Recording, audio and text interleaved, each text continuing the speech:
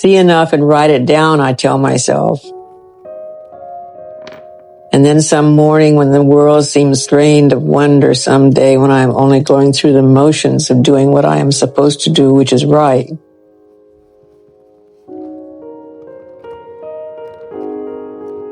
On that bankrupt morning, I will simply open my notebook and there it will all be, a forgotten account with accumulated interest.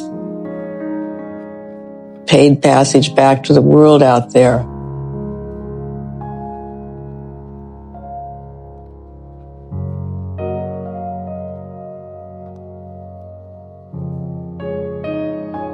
It all comes back.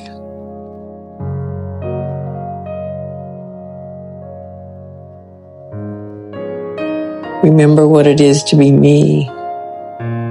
That is always the point. 1, 2, 3.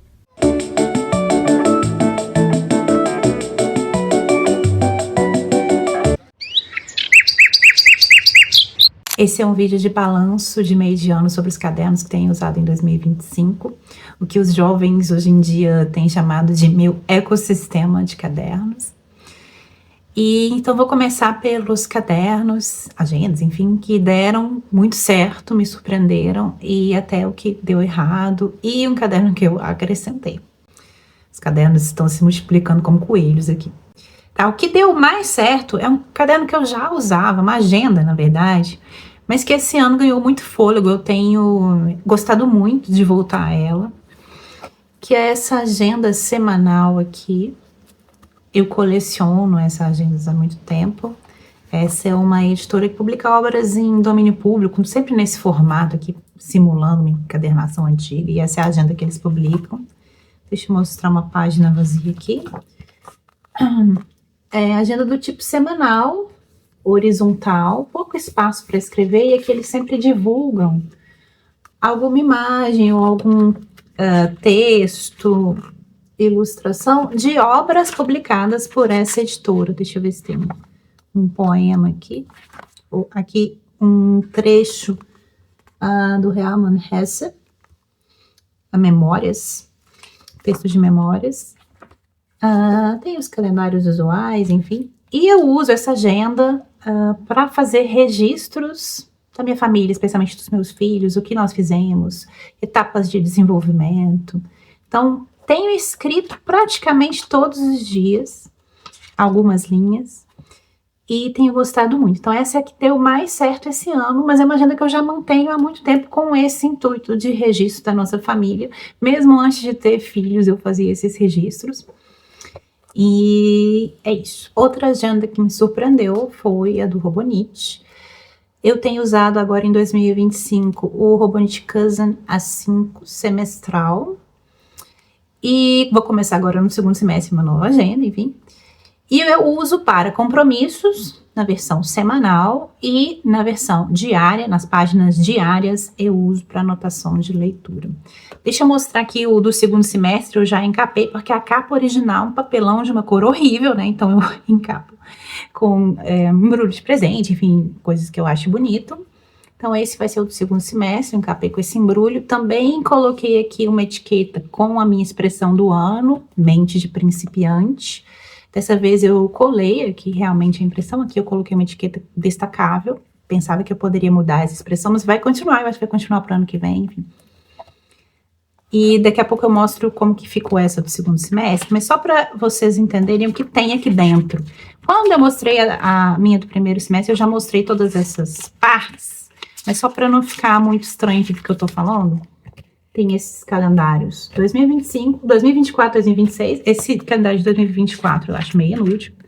Depois tem um calendário anual vertical, mês a mês. Aqui começa no segundo semestre, porque essa é a agenda do segundo semestre, começa em julho e vai até dezembro. E eles dão um calendário extra até junho de 2026, que eu uso para, então, planejamento futuro. Depois começa o calendário mensal, começa em junho, que era o mês da agenda que eu ainda tenho, que eu tenho usado. Então, esse calendário mensal aqui é inútil. Eu vou, talvez, anotar lançamentos do primeiro semestre que eu ainda não li, que eu quero ler. E aí começa o calendário mensal, julho até dezembro, que é a duração dessa agenda. Não, eles incluem também janeiro do ano que vem, também dá para fazer um planejamento futuro. E aí começam as semanas já em julho. E é isso aqui que eu tô chamando de semana vertical, dia a dia. Começa às 5 horas da manhã e termina às 4 horas da manhã, na madrugada do dia seguinte. E eu uso isso aqui, então, para os compromissos, enfim, eventos. E eu vou anotando em blocos de tempo. Depois nós temos uma página, isso vai até dezembro. Depois temos páginas brancas, que é onde eu vou anotar os projetos do segundo semestre. Depois começa com o mês de julho e todo mês começa com uma página branca, que eu ainda não sei o que eu vou fazer, estou insatisfeita com o que eu fiz semestre passado, nos vídeos passados vocês encontram aí. E aí tem cada dia uma página inteira, e é aqui que eu faço minhas anotações de leitura, e eu uso o número do dia como se fosse número de página. E aí, para fazer uma espécie de índice nesse calendário anual aqui, eu anoto sobre o que eu escrevi dia a dia, como se o dia fosse um número de página. Não sei se deu para entender muito bem. Tem umas páginas vazias aqui depois do final, termina no dia 31 de dezembro, né? E aí algumas páginas vazias que eu também não sei o que vou fazer. E de resto é igual ao final do Robonista primeiro semestre. Enfim, se vocês viram aquele vídeo, vocês já sabem. O que eu acrescentei aqui também aqui dentro? Opa, colei essa ilustração de flor aqui. Isso aqui é de uma revista de jardinagem. Dados meus, para quem... Se eu perder essa agenda para a pessoa me devolver. Claro que eu tampei aqui, né? Para não mostrar na internet. E no final, também uma colagem de ilustração de flor. E eu deixei aqui, ó. Esse é um bolsinho transparente, sabe essas correspondências oficiais que tem esse plásticozinho? Então eu recortei, colei aqui, coloquei uma washi tape para colocar coisas aqui, papeizinhos, enfim. Nesse do primeiro semestre eu tinha esse cartãozinho, né, para colocar cartões que simulam de biblioteca, colocava alguns projetos aqui também. Também coloquei colagem de ilustração botânica, enfim. E aí, quando eu terminar, eu vou tirar esse plástico, que é um plástico do Midori, e vou colocar na nova agenda, para começar a nova agenda. Achei que deu muito certo. Sobraram folhas, estão sobrando cerca de 20 folhas, 20 dias aqui, então tem mais espaço para anotação. E deu tão certo que eu comecei a fazer anotações de estilo diário, de log do que aconteceu. Então, coube anotação de leitura, enfim, achei que deu muito certo. Eu acho que ano que vem vou continuar com essa agenda também, enfim. Outro que deu certo, que foi uma coisa que eu incluí esse ano, foram os cadernos que eu tenho feito para escrever cartas para os meus filhos, relatando como eles são, porque eles são muito pequenos, né? Então, para que eles lembrem quem eles foram quando eram tão pequenos. O que eles gostavam, os brinquedos, o que eles gostavam de comer, o que eles fizeram de especial, coisas que eles falavam, jeitos de falar, enfim. Então, esse é pro Lucas, também escrevi o nome dele na etiqueta. E esse é da Anouk. E são caderninhos, brochura bem simples, A5, de uma papelaria, marca de papelaria aqui da cidade. Eles também fazem impressão de livros de museu, material de museu, enfim. E, deixa eu pegar a página aqui. As páginas são quadriculadas, tá? Outra coisa que deu certo, que continua já há bastante tempo, é o meu livro dos livros. Eu simplesmente anoto a lista dos livros que eu leio, título do livro, autor, na ordem que eu leio, numerado, ano por ano. Só que eu não faço essa atualização toda semana, não. Eu faço atualização na minha planilha de leitura toda semana, os livros que eu li na semana, e aqui a cada trimestre, enfim, varia. Mas tá dando certo, eu tô gostando de ter esse registro analógico. Já tenho a minha planilha de leituras, mas eu gosto desse registro analógico. Agora, as coisas mais ou menos que não deram certo tanto assim. E é um diário do Robonite, eu ainda uso.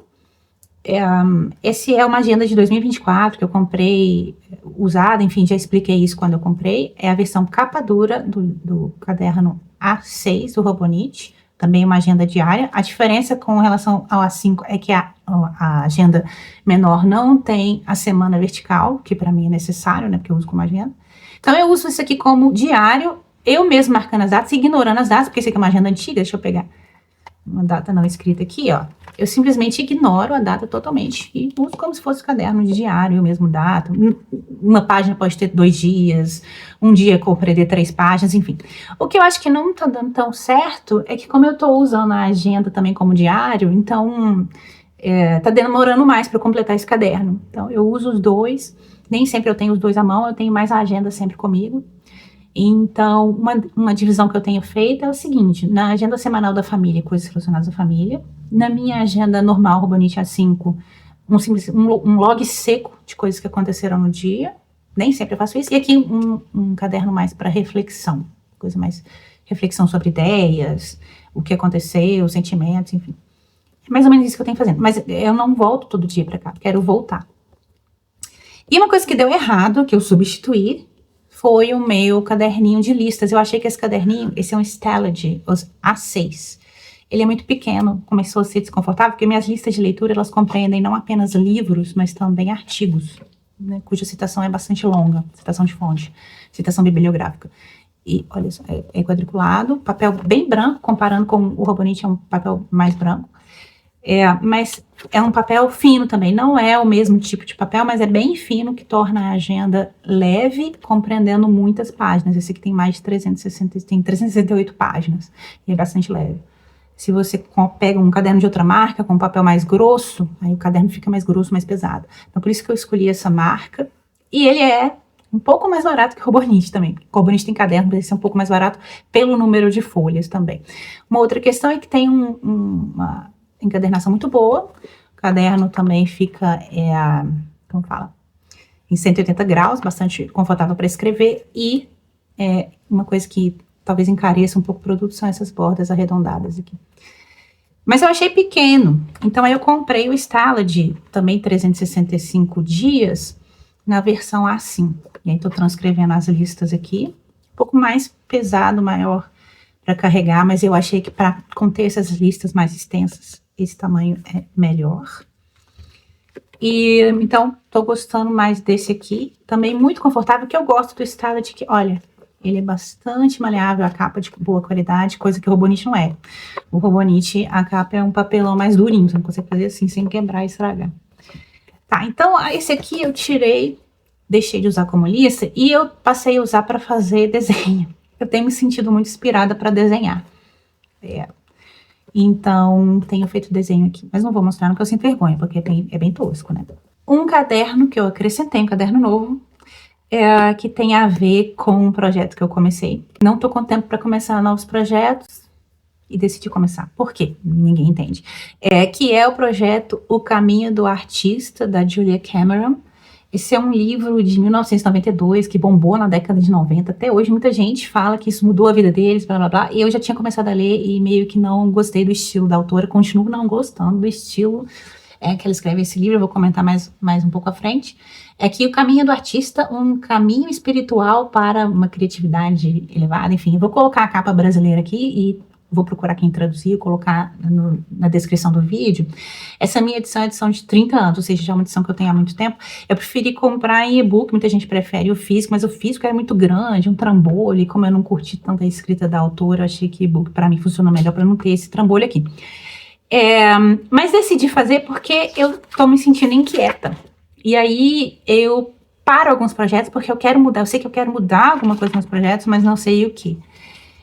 E também porque eu tenho me voltado para livros que tratam da escrita de diários, da escrita. E esse é um livro muito mencionado nessas listas de livros sobre diários, embora não seja necessariamente sobre diário, enfim. É sobre criatividade, uma coisa mais ampla. E esse é um livro do qual eu fugia, porque, primeiro, é um livro que é muito mencionado por pessoas ligadas a marketing, ou então pessoas, assim, meio esotéricas e tal, e esse é um grupo do qual eu tendo a fugir, né? Enfim, sou meio coração fechado para esse tipo de coisa. E também porque eu comecei a ler e eu não gostava do tom da autora, que em muitos momentos o tom dela, na minha leitura, né, enfim, eu tenho coração fechado para ela, pode ser que se eu abrisse meu coração eu visse de forma diferente. É um tom de uma pessoa que está acima espiritualmente e moralmente, falando, olha, você não precisa acreditar no que eu tô falando, simplesmente faz, porque você vai ver que eu estou certa no final. E aí, esse tom eu achei meio assim. E outra coisa que eu não gosto do livro é que ela faz uma mistureba, uma coisa que talvez era meio que uma onda aí dos anos 90, né? Essa mistura de religião cristã com esoterismo, bruxa, vela, incenso, tudo misturado, e aí isso eu tenho uma certa preguiça. Misturado com esse tom assim moralista de falar, não, eu tô certa, mesmo se não acreditar, faz desse jeito aí, que a mão invisível vai te guiar. E aí eu tenho uma certa preguiça. Mas o que é esse caminho do artista? Provavelmente vocês sabem melhor do que eu, porque esse livro já está aí há mais de 30 anos. É uma proposta de aproximar a pessoa, recuperar o lado artístico, criativo da pessoa. E aqui é uma outra questão que eu vou criticar. Só estou criticando o livro aqui, mas eu estou continuando a fazer o projeto. Ela coloca no mesmo plano criatividade e artista. Então, todo mundo é artista para ela. E aí eu tenho uma dificuldade, de falar eu sou artista, né? Na verdade, eu quero desenvolver criatividade, mas falar que eu sou artista, eu já acho que, assim, recurso retórico, para dar mais importância para um processo que não precisa disso, sabe? Então, uma outra crítica minha aí. Eu tô na segunda semana desse processo e eu já tô desobedecendo todas as regras. Por quê? Ela fala que nesse caminho do artista, né, esse projeto dela, você tem que toda semana fazer algumas tarefas que ela propõe aqui. Semana a semana tem uma temática e tarefas relacionadas a essa semana. E não é negociável todo dia escrever páginas matinais de fluxo de consciência, e não é negociável toda semana fazer um chamado encontro do artista, que é alguma coisa que te alimente criativamente, espiritualmente, enfim, 1 hora dedicada só a você, ninguém mais. Eu tô desobedecendo porque a regra é todo dia fazer 3 páginas de escrita de fluxo de consciência. Eu tô fazendo no mínimo 1. Assim, ela não fala o tamanho da página, eu poderia fazer um pocket 3 páginas e tá valendo, mas aí eu peguei esse caderno, que é o que eu acrescentei, que é um caderno A5, que eu comprei no supermercado, tá? Me surpreendi com a qualidade do caderno do supermercado, porque, olha, ponta arredondada, um papel de gramatura 80, gramatura 90, grosso, quadriculado. A única coisa que eu odeio é espiral. Acho que qualidade do livro, para mim, o que compõe a qualidade do caderno, para mim, é a encadernação atrás, a qualidade da encadernação. E espiral eu acho, assim, muito ruim. E também não acho gostoso de escrever, não, acho que atrapalha. Enfim, excentricidades de pessoa que gosta de caderno. Mas, de fato, eu me surpreendi com a qualidade desse caderno que eu achei lá no supermercado. Mas eu decidi comprar do supermercado um caderno que eu não vou me apegar, porque é um caderno que eu tô planejando em jogar fora, né? Depois que eu terminar o caderno, terminar esse negócio de caminho do artista, eu vou jogar esse caderno fora. Mas tenho feito, então, 1 página por dia. Até agora eu consegui fazer todos os dias. E é difícil, porque, né, tem criança, eu acordo cedo, as crianças parecem que tem um radar, acorda comigo, cachorro também. Então, eu também estou desobedecendo a seguinte regra. Começo de manhã, mas não quer dizer que eu vou terminar a página de manhã. Quando dá, eu vou, e durante o dia eu vou terminando até a noite. Então, isso também é desobedecer um pouco a regra, mas é uma forma de me manter consistente. Prefiro fazer do jeito que dá para a minha vida aqui, né? Não tem esse luxo para ficar de manhã, vou acordar, vou fazer meu chazinho, blá, blá, blá, não. Tem que começar o dia.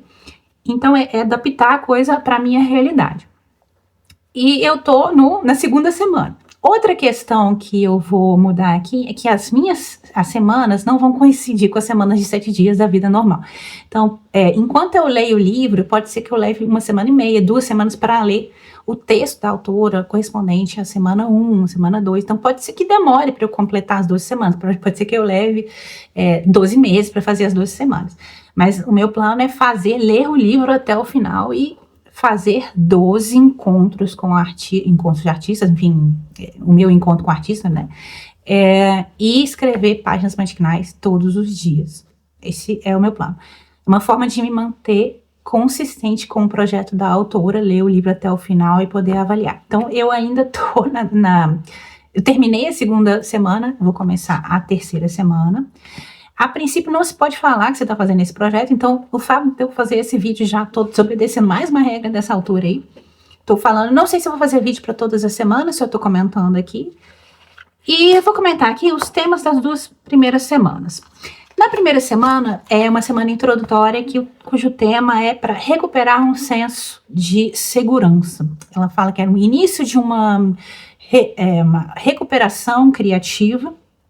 E aí ela vem propor uma série de pensamentos e tarefas para você se sentir seguro para se admitir como artista, ou para se sentir seguro para simplesmente fazer atividades criativas, se voltar para essa área da sua vida. E aqui parece que ela se dirige para pessoas que não tiveram algum apoio para se ver como criativas, para estudar carreiras que quiseram, relacionadas à criatividade, enfim. E ela vem falar que essas pessoas são artistas sombra. Eu não sei como isso foi traduzido em português, mas enfim, nessa versão que eu tenho aqui. Artistas sombra, que ficam, na verdade, à sombra de outros artistas, que se casam com pessoas que são artistas, ou ficam ali, na verdade, criticando pessoas que estão ali colocando a mão na massa, fazendo arte, enfim. Você se torna esse tipo de gente. E o que ela quer é que você deixe de ser essa sombra, sair da sombra e vire o seu artista, a sua versão de artista. Mas aí ela começa a dar os exemplos das pessoas que fizeram a oficina dela, e aí também é uma coisa que me dá preguiça os exemplos que ela dá. Por exemplo, nesse caso, o exemplo que ela dá é um cara que é um milionário das finanças, mas nunca se sentiu realmente feliz, porque no fundo ele sempre quis ser artista, mas nunca teve incentivo da família e decidiu então se voltar para as finanças. Aí eu tenho muita preguiça desse tipo de exemplo, sabe? Porque parece que as pessoas que frequentam a oficina dela são só esses tipos, assim, na verdade são artistas geniais, que não tiveram apoio da família porque tinham que ser, sei lá, médicos, advogados, milionários das finanças. E essa não é a situação da maior parte de nós, assim. E isso é um ponto do livro, é que você pode largar tudo, que a mão invisível vai te ajudar, confia. Eu acho que esse é o tipo de conselho que já está direcionado para uma certa parcela da população que já tem um nível de segurança básico, que não é a maior parte de nós, né? A gente não pode simplesmente largar tudo e falar, não, agora eu vou, né, fazer a minha arte aqui e as pessoas que se virem. E tem uma certa preguiça, então, desse público ao qual a Júlia se dirige, que não são nós, não somos nós, né, réis mortais. E aí eu fiquei um pouco com preguiça dessa primeira semana, e ela vem falar uma série de mitos que a gente tem que deixar para trás para poder se dedicar a atividades criativas, e um deles é o mito do artista que passa fome. Eu não sei se isso é um mito, na verdade, né, assim, talvez no mundo dela seja, né? Mas não sei. Então eu já tô com muita resistência com o texto. Ela teria mesmo um argumento para dizer, você tá com resistência, por isso você não tá entendendo o que eu tô falando, enfim. O ponto que eu acho interessante é que, só para não ficar só na crítica, dessa primeira semana, é que ela quer mudar a nossa concepção do que seja criatividade. Então, criatividade para ela é brincar, é se permitir errar, é ser criança novamente. Então, ter essa segurança de se permitir ser um processo. Essa eu gosto dessa ideia. Depois ela faz uma lista de pensamentos negativos que as pessoas podem ter, que servem como barreira para que elas não se desenvolvam artisticamente. E aí essa lista me deu uma certa vergonha alheia, porque eu leio aquilo e penso, gente, será que alguém pensa isso? E alguns dos elementos daquela lista ali eu acho meio homofóbicos. Então, assim, uma coisa talvez ali dos anos 90 que hoje em dia talvez não funcione muito bem. E com base nisso, desses sentimentos negativos, ela sugere que a pessoa substitua sempre esses sentimentos negativos, esses sentimentos de medo, por afirmações. Para que ela passe a acreditar e aquela afirmação, a própria vocalização daquilo sirva como uma rede de segurança para a pessoa, no caso, uma pessoa que não tem nenhum outro tipo de rede de segurança. Enfim, o que eu penso é que muitas das questões que ela aborda aqui talvez seja interessante se a pessoa está realmente passando por esse processo descrito pela Júlia. São casos, talvez, que beiram aí abuso, sofreu algum tipo de abuso, pressão da família. Isso são casos que têm que ser tratados com um terapeuta, um psicólogo, né, alguém do gênero. Então eu acho que talvez seja até meio inadequado a pessoa sozinha, na solidão do próprio caderno, ficar só dando ouvidos às vozes da própria cabeça. Muitas das questões abordadas aqui, quando são esses casos assim extremos, talvez seja interessante ser acompanhado por uma terapia, não simplesmente um caminho do artista aqui. A segunda semana já é um passo à frente, que a pessoa vai buscar recuperar um senso de identidade, traçar limites em relação àquilo que as demandas externas sobre ela, pessoas que demandam tempo, serviços, atenção, enfim, dela, e também traçar interesses, o que a pessoa gosta, o que não gosta, retraçar isso tudo. Aqui ela vem descrever uma situação de que a pessoa tem muitas demandas de outras sobre si e acaba deixando para trás atividades relativas à própria criatividade, à própria arte. É chamada de egoísta, de arrogante por seguir a própria carreira ou se fazer atividades criativas. Isso pode ser algo que mulheres sofrem, né? A gente vê isso talvez nas escritoras, especialmente do século XIX, que tinham essa relutância de se colocar em público, seriam acusadas de ser péssimas esposas, péssimas filhas, enfim. Mas, de novo, aqui isso pode beirar relações abusivas e também seria o caso de ter um acompanhamento aí de um terapeuta, enfim.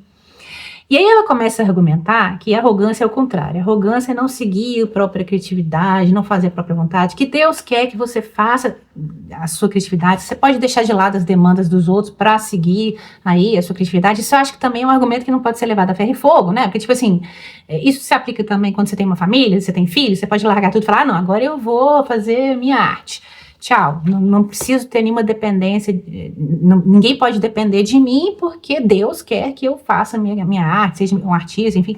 Acho meio complicado esse tipo de raciocínio. Eu entendo que é um raciocínio retórico que para algumas pessoas serve ele como conforto. Não, eu tenho que ter esse espaço criativo e tal.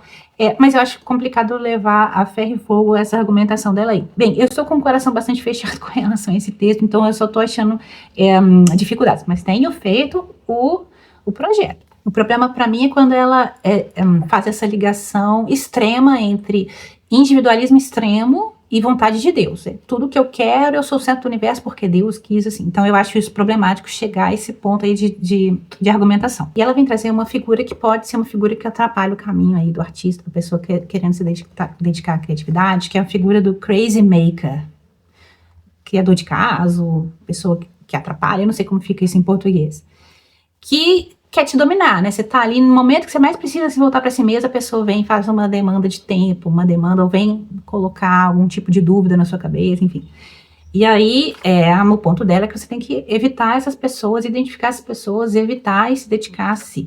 Um ponto interessante desse capítulo é o argumento da Júlia de que as relações com pessoas abusivas, pessoas que não obedecem limites, né, esses crazy makers, podem ser um reflexo da própria vontade da pessoa de se manter bloqueada, né, de se manter naquele campo seguro, de não querer assumir riscos e seguir a própria criatividade. Então esse é um ponto que eu acho positivo aí desse ensaio da Júlia nesse capítulo da segunda semana. Outro ponto que eu achei muito bonito, na verdade, desse texto, é que ela vem dizer, justamente no capítulo que diz recuperando um senso de identidade, ela diz para você sair de si mesmo. Não ficar com essa indulgência de pensar, eu deveria, o que seria, eu sou uma vítima, como deveria ter sido. Sair desse campo de si e olhar para fora. Prestar atenção no seu presente, prestar atenção no mundo fora de você, nos detalhes. Ela dá um exemplo das cartas da avó dela, que sempre falava das plantas, dos detalhes, enfim, e que isso foi a raiz, a âncora de sobrevivência da avó dela. E a Júlia tem uma frase muito bonita que eu acho nesse capítulo, que é: sobrevivência reside na sanidade, e sanidade reside em prestar atenção. Então, o foco disso é buscar a identidade fora de si, no seu presente, prestando atenção o mais próximo possível do seu presente, tal como é, da sua vida tal como é, e não como deveria ter sido na sua cabeça. Eu falo para estarmos alertos, prestarmos atenção, fazermos a nossa atividade criativa, enfim, do jeito que é, fazer a atividade criativa e não julgá-la, né? Julgar deixa para os outros, deixa para uma outra etapa.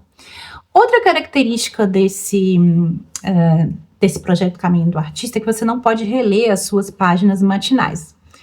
Pelo menos até agora. Eu acho que em alguma semana para o futuro, não sei se é a 8ª semana, você vai poder reler, tirar lições disso, blá, blá, mas não pode reler.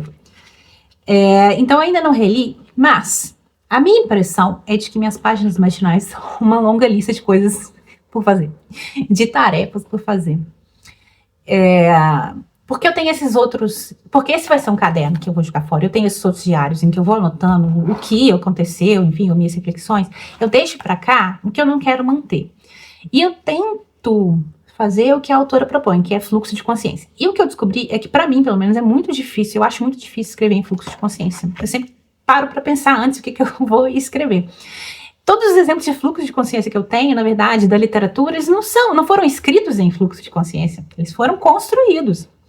Escrever mesmo em fluxo de consciência é muito difícil para mim, porque o próprio ato de colocar a caneta no papel já me traz um momento de pensar, de selecionar. Então é muito difícil. Eu imagino que se eu gravasse a minha voz falando, eu estaria mais próxima do fluxo de consciência do que escrevendo. Eu achei que talvez se eu fosse repetir esse projeto Caminho do Artista, eu faria isso, gravando a minha voz. Mas no tempo que ela publicou esse livro, nos anos 90, talvez isso não fosse muito fácil, não sei. Hoje em dia, qualquer celular a gente grava, né? Mas então é isso, o que eu tenho experimentado nessas páginas é a dificuldade de realmente escrever em fluxo de consciência, e por isso eu tenho gostado de fazer o projeto, porque é um desafio para mim escrever em fluxo de consciência, escrever todo tipo de bobagem, rabiscar, enfim, repetir palavra, fazer frases que não têm sentido. Mas a impressão que eu tenho é que até agora são listas de tarefas. Parece que meu cérebro quer se desafogar das listas de tarefas para então se dedicar a alguma coisa. Porque eu tinha a impressão de que eu poderia, de repente, iam surgir as ideias, eu ia anotar ideias em fluxo de consciência, mas não é isso que surgiu até aqui nas minhas páginas, não. Ainda estou só na segunda semana. Pode ser que se eu fizesse corretamente as 3 páginas, em algum momento começasse a surgir as ideias, né? Mas enfim, essa é a impressão que eu estou tendo das páginas matinais, dos textos semanais. Ela tem uma série de tarefas a cada semana. Eu procuro fazer as tarefas mais simples, mas nem sei se eu vou fazer as tarefas de cada semana, não. Na primeira semana era listar 5 vidas imaginárias suas, tentar fazer alguma coisa relacionada a essas vidas no encontro com o artista. E na segunda semana, a tarefa que eu escolhi é listar 20 coisas que eu gosto de fazer. Então, assim, mas tem todo tipo de tarefa, inclusive tarefas que seria bom fazer com, sei lá, com o próprio terapeuta, né? Porque tem a ver com rever relações abusivas, pensamentos negativos, que eu acho que ficar na solidão do próprio caderno talvez não seja muito interessante. Talvez até, sei lá, escrever carta para alguém, discutir isso. Ter a voz de outra pessoa que não seja só as vozes na sua cabeça seria interessante. Mas, enfim, muita gente fala que fazer esse livro exatamente como a Júlia sugere é algo interessante. Quais foram meus encontros com artistas da semana? Na primeira semana, eu fui numa exposição gratuita que está tendo na Biblioteca Estadual sobre xilografias japonesas que são parte, né, do patrimônio da biblioteca. Essa é uma biblioteca que tem muitos livros e documentos antigos, históricos. Esse aqui é o folheto da exposição e algumas das xilografuras que estão lá disponíveis. E eu acabei comprando o catálogo, que é um livro pesado, não vou ficar carregando, mas que é maravilhoso. E ver as obras de arte, tanto lá na biblioteca, quanto aqui nesse catálogo, nesse livro, eu tenho achado também muito inspirador, simplesmente, especialmente o traço, as cores, né? Então, achei que foi algo que me enriqueceu, realmente. Sei lá se isso vai ter algum efeito. Tô meio cética, né?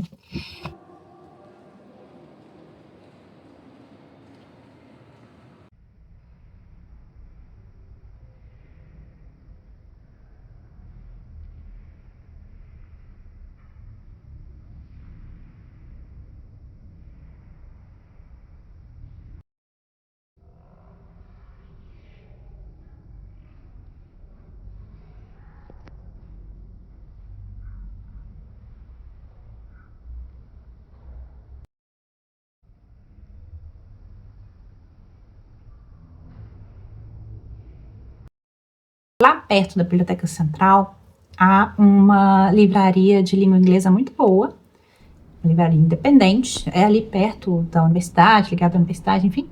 E aí eu passei lá, também como parte do meu encontro do artista. Não sei como isso ficou traduzido em português, mas enfim. E eu comprei um livro também inspirado pela arte japonesa. Eu comprei esse livro aqui, História de uma Mulher Solteira, dessa autora japonesa, cujo nome eu vou pronunciar errado, Shiyu Uno. Esse livro, se não me engano, é da década de 70. Essa autora nasceu em 1897. Mas eu comento melhor depois que eu ler.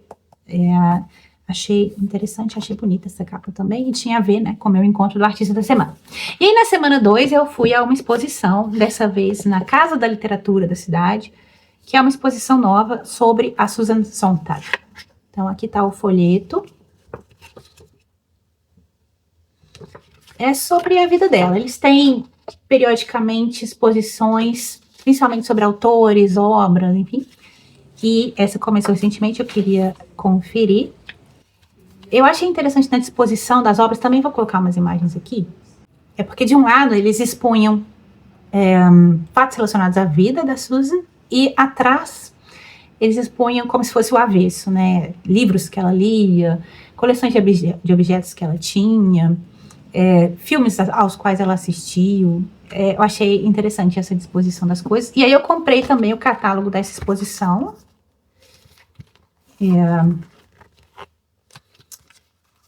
Não resisti. E isso também me inspirou a pegar novamente o diário da Susan para ler, né? Tô nesse lance de ler diários, ler sobre diários, e o diário dela é icônico, né?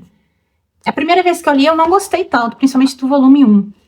Eu esperava uma coisa diferente, porque quando você lê as obras dela, antes de ler o diário, talvez, não sei, pra mim foi isso, eu achei o diário talvez não tão interessante, esperava outra coisa, mas assim, diário é diferente, né? Então, o problema foram as minhas expectativas e meu critério de julgamento. Também